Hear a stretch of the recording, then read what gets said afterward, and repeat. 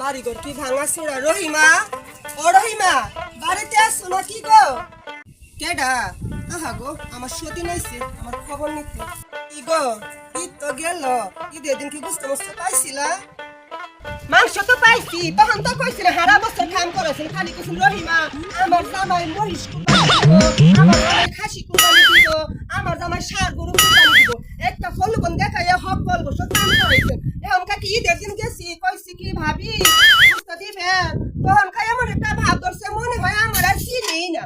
ও মায়া মায়া গো, কয় কি কয় পরে যখন খাই 1 ঘন্টা পরে গেলাম তখন কয় কি মাংস নাই, মাংস তো বিলাইয়া দিছি। ফকিন্নির বাচ্চা, তোর কপালে এই ঝাড়ু দিয়া 10টা বাড়ি দেই সতীনের মায়া। এখন আইছে কি রহিমা বুঝতে পাইছ, খাটের বসে মতো খাটাইতে পারো আর দেওয়ালে বেলা ঘুরলা সতীনের মাইয়া।